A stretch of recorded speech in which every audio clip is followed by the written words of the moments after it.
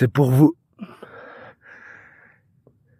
C'est presque rempli d'émotions, mais c'est vraiment un plaisir de vous montrer ce paysage depuis le Crêt de la Neige. 360.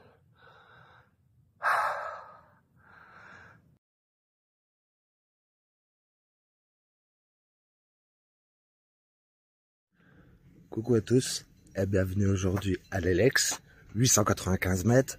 On va monter là-haut, le soleil apparaît seulement dans l'Elex. Là-haut, c'est le Crêt de la Neige, 1721 mètres. 3 heures de marche? Allez, on va tester. Et avant, on va regarder ce que j'ai préparé. Alors, j'ai pris le minimum, donc un petit peu à manger, une barre, une orange, un petit bout de pain de saucisson, 1 litre d'eau, t-shirt de rechange, chaussettes de rechange, les lunettes, compil au cas où, batterie de rechange, le kit oreillette, mais ça c'est pour moi, et là, il y a le stable, du coup, pour pouvoir filmer. Et comme vous le voyez, le soleil pointe son nez. Là, il fait 4 degrés. Merci de m'accueillir dans tes pâturages. On domine déjà l'Elex vite fait. Même pas 5 minutes et on quitte les pistes. Et ça va grimper. On voit que c'est des rigoles. Quand c'est la fonte des neiges, ça doit bien couler. À chaque fois, de toute façon, que tu vois un chemin qui monte moyennement, c'est pas celui-là. C'est l'autre. Franchement, c'est dur à monter. Parce que il y a la dénivelé quand même en 6 km. Juste, je vais essayer de me tenir debout. Oh, c'est compliqué. Oh, la tête qui tourne. Et puis là, on voit le soleil là-bas. C'est que le premier plateau. Après, faut encore monter. Donc je rigole. Allez, on repart. Allez, j'ai rien, va, pop. Ça monte, hein. Vous l'entendez à mon souffle, mais surtout, je peux le confirmer avec mes mollets. Là, pas de chance. Ça va pas là, le chemin. Zigzag, on va chercher le soleil. Ça progresse, mais on n'y est pas encore. Hein. Ça continue de monter. Il y a un chemin là, mais non, forcément, on monte encore. Juste, on prend 30 secondes pour apprécier le calme.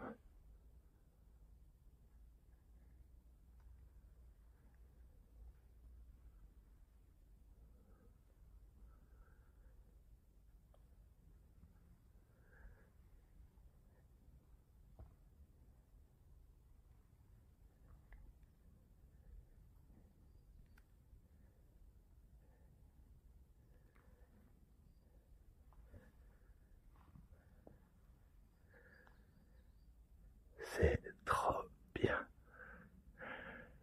Zigzag. Cette fois, on approche. Allez, encore un zig. Encore un zag. Un zig. Un zag. Peut-être encore un zigzag. Et on y est à ce premier palier.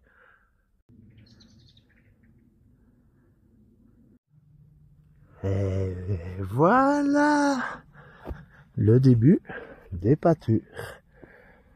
Observez cet arbre centenaire. Admirez ses branches.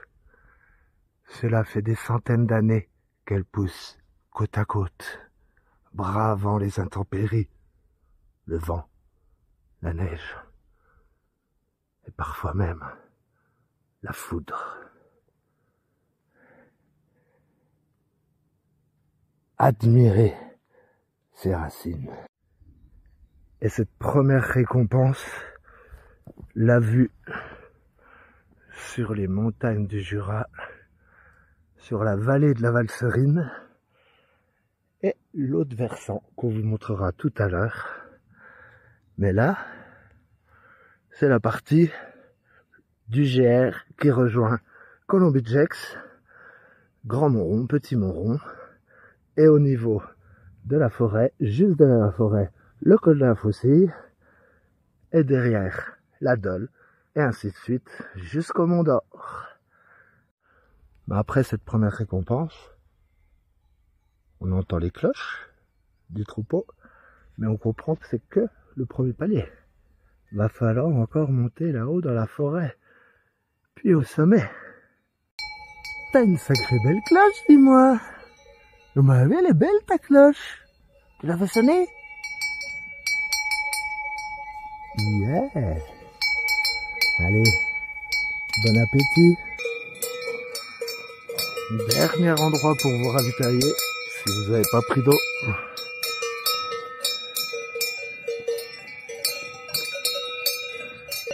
Ah, ça prend chaud. Bon bah oui. Vous êtes belles, chacune d'une couleur. Waouh! Qu'est-ce que t'es belle! Oh bah dis donc! Quel régal de passer dans les pâtures. Donc on quitte pas les chemins. Un petit coup de plat. On fera une petite pause juste au pied de la côte parce qu'il va falloir remonter. Et je peux t'assurer que c'est pas fini. Salut les filles!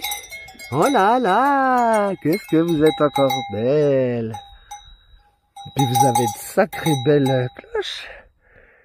Eh, entre nous, vous n'êtes pas là pour dévaler les pistes quand même. Ça va bientôt être l'heure de rentrer au bercail, ce qu'on appelle la des Alpes. Alors, cette année, pas de déguisement pour vous, mais on peut quand même vous remercier. Oui, on peut quand même dire merci. Merci les filles, parce que c'est vous, oui, on fait de petits bisous. C'est vous qui entretenez le terrain et surtout, vous nous donnez du trop bon lait. Alors vraiment, de la part de tout le monde, merci. Et ça reste entre nous, hein. Mais les pistes de ski, mollo cet hiver si vous remontez là. Hein. Vous avez un point de vue magnifique. On approche de la réserve naturelle nationale de la Haute-Chaîne du Jura. Et on constate que même ici, il va falloir ramasser des déchets et les ramener chez soi. Donc, on a commencé à l'Elex, on est monté au chalet du Ratou, chalet de la Loche, zigzag, brillante d'en haut, un petit coup de plat, parce que chez nous, ça, c'est du plat, côté jurassien. On va remonter un petit coup de plat là dans les pâtures, et après, on attaque la dernière partie dans la roche. Il reste 1 heure. Pour les plus pressés, hein, il y a le Catline qui vous monte à 1500 mètres. Il faudra quand même un petit peu monter. Mais bon, pour ceux qui veulent respirer le grand air, s'oxygéner les poumons, s'aérer les mollets aussi, il n'y a pas mieux que de monter à pied depuis l'Elex. De nouveau à la poursuite du soleil. Ça continue de grimper, mais c'est quand même beaucoup plus plaisant. Puisque là, on a l'impression quand même d'être en haute montagne. Les vrais alpages. Et là, 3 heures que je suis parti, j'ai toujours croisé personne. On voit qu'ici, les sapins commencent à être beaucoup plus petits, mettent beaucoup plus de temps à pousser. Et c'est pour ça qu'ils sont remplacés par des pins. Donc celui-là est bien touffu, il pousse très doucement. Donnez-lui un âge. On voit qu'on commence à dominer plus que la vallée, hein. Tous les sommets. Et on voit que là, même à 1500 mètres, les sangliers sont présents. C'est labouré un petit peu. Plus haut, beaucoup moins. Mais là, ouais, il y a encore les sangliers qui viennent. Et toujours ces fourmilières. On en voit tout le long. Il y a un réseau hallucinant. Et la nature est bien faite, hein, puisqu'elle nous a laissé des petits abreuvoirs naturels. Même si je vais mettre 5 heures pour monter au lieu de 2h30, quel régal pour les yeux.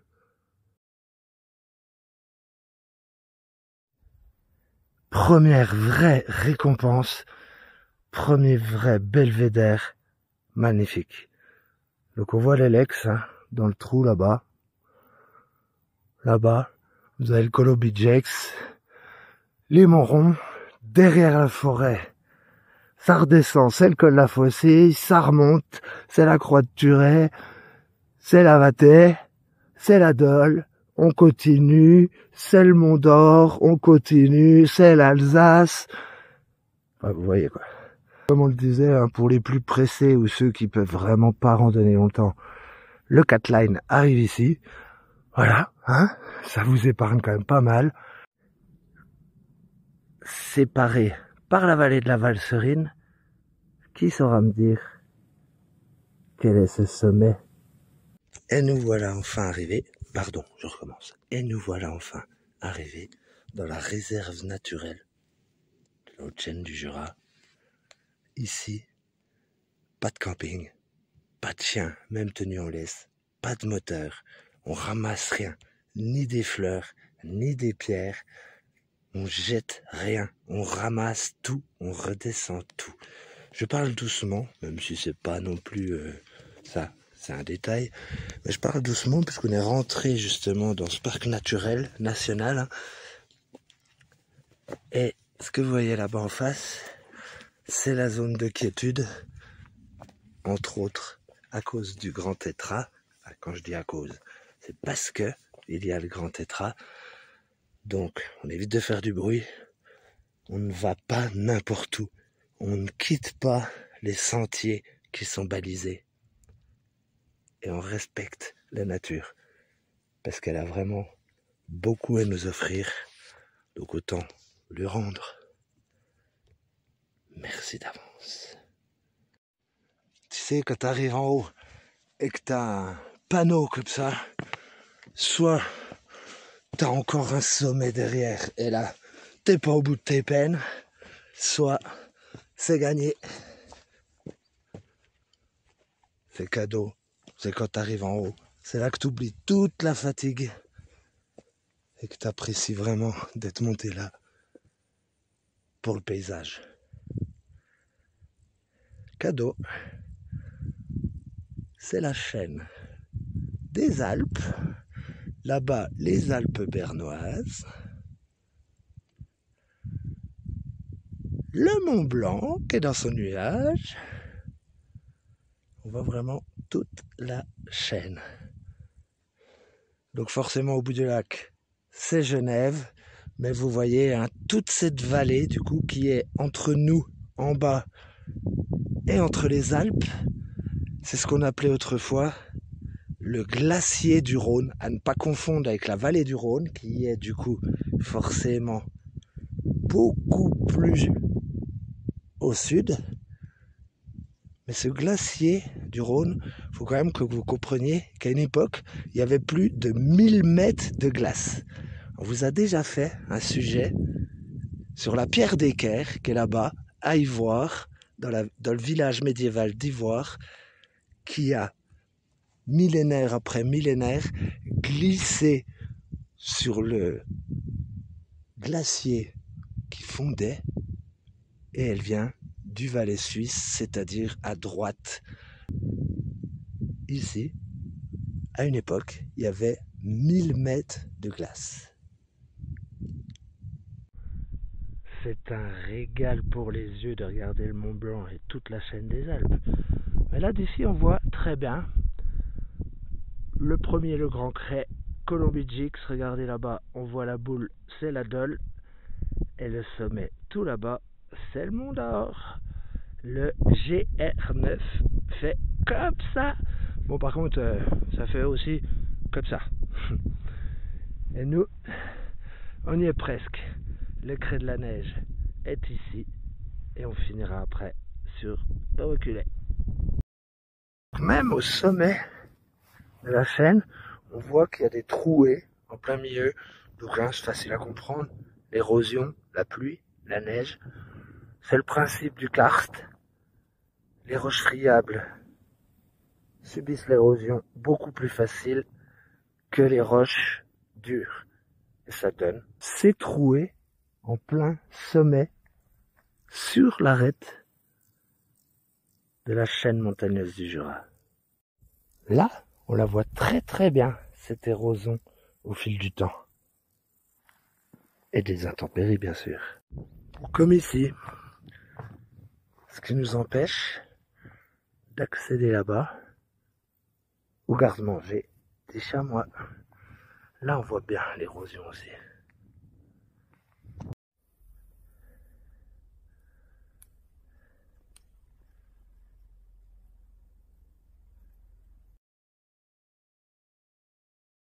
On le voit bien quand même, le Mont Blanc. Je crois qu'on le voit mieux quand même en time-lapse.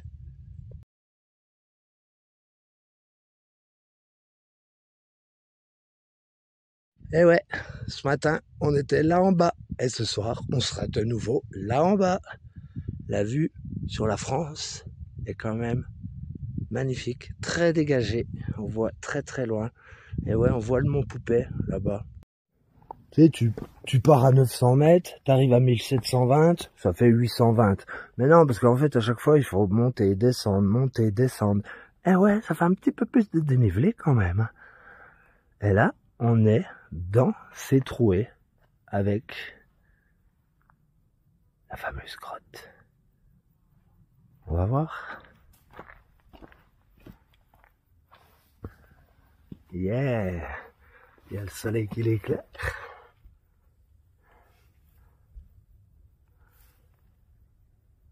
Si vous avez besoin d'un petit endroit au frais, ou alors que vous montez et puis que par hasard vous tombez sur un orage et que tu as besoin de t'abriter pendant un quart d'heure, eh ben c'est tout trouvé. Il veillera sur toi. Par contre, faut pas que tu aies à y rester longtemps. C'est vrai que là, la partie, elle est géniale. Tu marches dans les roches. T'es au-dessus, donc t'as presque plus de dénivelé. Et la vue est hallucinante. Et c'est sans parler de ses odeurs. Là, le chalet que vous voyez, c'est par là qu'on redescendra. Donc voilà, vous voyez, on est quand même un petit peu à l'abri. Il y a quelques pins. On zigzague dans la roche, sur l'arête.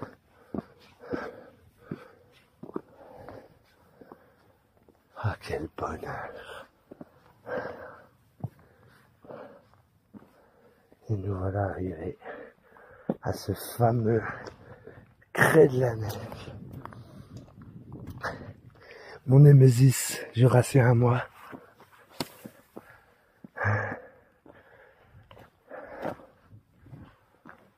Ah, soupir de soulagement, tout simplement, parce que c'est le but de la rando. Souvent, quand j'arrive ici, première chose que je me dis, putain, pardon, bravo, tu l'as fait. La deuxième chose que je me dis, filme et montre-le pour tous ceux qui ne peuvent pas venir ici. Soit parce qu'ils ont vraiment pas le temps, soit parce qu'ils ne peuvent pas physiquement ou mentalement. C'est pour vous. C'est presque rempli d'émotions, mais c'est vraiment un plaisir de vous montrer ce paysage depuis le crêt de la neige. 360. Le voilà, ce 360 au crêt de la neige. Nous sommes, à quelques mètres près, sur les sommets de la montagne du Jura. Ici, nous sommes dans l'Ain, évidemment, puisque ça fait plusieurs départements. Et voici cette fameuse vallée, du coup. Donc ce matin, on a commencé de là-bas en bas. On a dû monter, donc la partie vraiment la plus dure, c'est la première. Et là, vraiment, ça se mérite, c'est vrai. Mais quel plaisir pour les yeux. Un 360 depuis le toit du Jura. Nous sommes au crêt de la neige. Évidemment, Certains diront que maintenant ce n'est plus le sommet le plus haut du Jura, c'est le J1 et le J2. Mais même si on peut les voir hein, là dans le 360, se douter où c'est, on peut pas vous dire où c'est, tout simplement parce qu'on est en plein territoire du Grand Tétras, parc naturel. Donc voilà, on va éviter, on n'est pas là pour nuire à la nature, à la faune, à la flore. Chut, zone de quiétude. Eux aussi ont le droit à leur calme.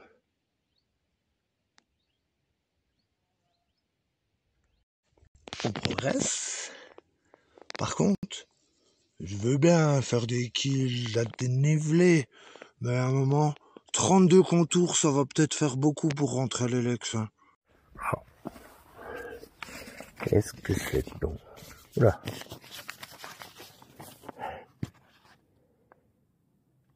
Merde. Ah ben il y en a un, il va avoir du mal à redescendre. Du coup, il avait même fait les sinon. Donc, Pierre de Lune, tout, bon, grotte de la Marie, la vache. Et évidemment, fallait bien s'en douter, pour aller au reculé, il faut d'abord redescendre pour remonter. Et là, on tombe dans des combes. C'est un calme.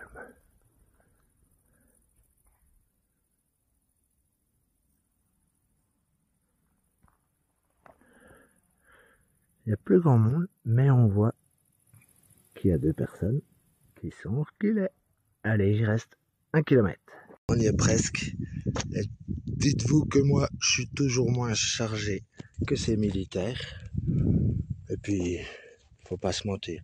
Ça, c'est les goûts, les couleurs. Mais ce moment-là, il y a presque plus personne. C'est d'ailleurs pour ça que les militaires passent à cette heure-là. Ça régale. Voilà ce que la nature nous offre. Les autres militaires là-bas, ce sera ceux que j'ai vu le plus, hein, les militaires. Sacrée déjà bonne balade. Donc il y a encore d'autres sommets à faire. Celui-là, j'ai jamais fait. Ça va peut-être étonner certains, mais le Crêt de Chalam, j'ai jamais fait. Ce sera sûrement la prochaine expédition. C'est un extra qui n'est pas tout à fait sur la chaîne du Jura. Allez, c'est peut-être le dernier effort. Ça fait 4 fois que je dis ça. Allez là, c'est le dernier effort. Ça reculait. Jamais fait. Première fois. Mais ça a beau être du taf bénévole, c'est un petit peu comme un boulot. Quand tu reprends l'après-midi, c'est plus dur. Et c'est pas grave. Allez, faut se donner de l'espoir un peu. Faut se donner de la motivation quand même. Allez. Attention aux pierres. Qu'est-ce que c'est que je vois là-bas? On y arrive. À la croix du reculé. Par contre, ça c'est bien les montagnards, ils te disent que c'est l'extrême sud. Mais tu t'aperçois quand même que là-bas, il y a les pâtures de la Polvette sur la Chaz. Et quand même que pour redescendre de l'autre côté, il te faut encore 2h30. Par contre, le spot est toujours aussi splendide. Donc avant de redescendre, je vais prendre un bâton pour la descente. C'est toujours mieux pour les genoux. Et franchement, c'est cool. Les gens montent avec, les laissent là, on redescend avec, on les relaisse en bas. Nous étions au reculé qui est 1 mètre plus bas que le Crêt de la Neige au milieu là. Donc il a fallu redescendre pour remonter. Et c'est parti pour un dernier 360. On le voit plus trop, mais la petite pointe qui dépasse là-bas, c'est le Crêt de Chalam. C'est notre prochaine expédition. Là, c'est pour redescendre. Nous sommes dans le Haut-Bugey après. Là, oulalalala, la Suisse, avec toutes les Alpes et le Mont Blanc, qui a gardé son petit bonnet toute la journée. Le lac Léman, on voit les Alpes bernoises là-bas au loin. Et on est passé là cet après-midi. Et maintenant, 3h20 pour redescendre dans la vallée de la Valserine là-bas. Faut pas se tromper, hein. On prend l'Elex. C'est vrai que ça donne envie de courir comme tout à l'heure. Le problème c'est que maintenant que les jambes sont un peu fatiguées, il va falloir faire gaffe. Là pour l'instant c'est de la pierre, on va y aller mollo. Mais normalement, en 3 bonnes heures, je suis à l'auto.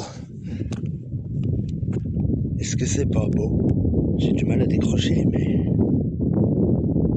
qu'est-ce qu'on est bien ici.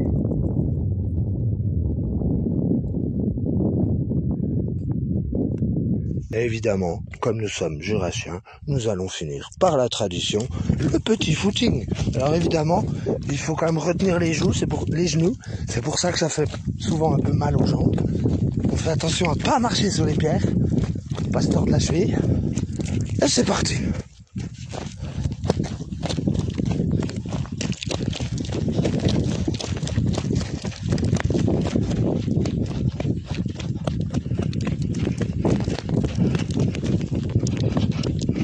Ah bah oui, ils ont dit qu'on allait mettre 3h20 pour descendre. Non, non, non, non, non, j'ai des choses à faire ce soir. Non, non, non, non, non. Bon, ça va, le soleil est encore loin, donc pas besoin de dormir ici pour cette fois. Entre nous, c'est plutôt cool, je m'y attendais pas. On est direct dans la forêt pour redescendre. Les points de vue, j'en ai eu assez pour la journée, donc là, je suis à l'ombre, je suis au frais. Plus ou moins à l'ombre. Ça fait du bien, parce que je vais sûrement avoir la marque du maillot. Zigzag à l'aller, bah forcément, zigzag au retour. Fallait bien s'en douter. Et là, en vrai, oh, j'ai raté le virage. Oh, Schumacher. Et là, en vrai, ça semble plus raide à monter par là, par le reculé, que par où je suis passé ce matin. Là, c'est vraiment... wouh, faut être motivé, hein. Donc on descend parfois en trottinant, parfois en sautillant, et surtout, on ne rattend pas ces bandes jaunes. C'est mieux. Et on continue. La vache, ça fait déjà 1 heure que je descends, une partie en trottinant, et... écoutez, les voitures, elles entendent en bas, c'est loin. J'ai monté tout ça ce matin, la vache. On a déjà descendu tout ça, c'est pas tant mal, hein. On a déjà fait une bonne partie. Allez, moins d'1 heure et c'est bon. Ça y est, ça descend moins et surtout, on entend les voitures. On arrive. Et nous revoilà au plat des menus. Bon, ben il y a encore 58 minutes. Je vais regarder où va le chemin. Je vois pas le chemin, mais il doit y avoir un chemin. Et puis sinon, bah on fera du stop. On a l'habitude. Hein, Gérard? Aujourd'hui, nous sommes partis de l'Elex. On a fait le circuit rouge, la loge. On est passé sous le crêt de la neige. On a continué au reculé pour redescendre au plat des menus. Et là, il y a encore 50 minutes pour revenir à l'Elex. Et ouais, il y a 1h30, on était là-haut. C'est raide, hein. Écoute, écoute, écoute. Oh, ça me donnerait presque envie d'aller mettre les pieds dans l'eau, hein. Qu'est-ce que t'en penses? 50 minutes de marche, 20 minutes de pataugeoire, ou bien on fait du stop? Entre les deux, mon cœur balance. On est où? On est où? On est à l'Elex. Ça vaut le coup d'essayer de faire du stop. Merci au monsieur. J'ai marché 3 minutes. Et on m'a pris. Retour au point de départ. Allez, on fait le tour des déchets que j'ai trouvés. Franchement, il n'y en a pas tant que ça. Le tube, j'ai trouvé au début. Bah, pareil, la liste, le monsieur ou la dame l'a sûrement perdu. Je pense que c'est le trailer que j'ai croisé. Mais quand même, pour avoir fait largement 15 km, trouver ça comme déchet, ça fait plaisir. On voit que les vrais amoureux de la nature qui vont au sommet essayent d'en prendre soin. Merci beaucoup et à très vite.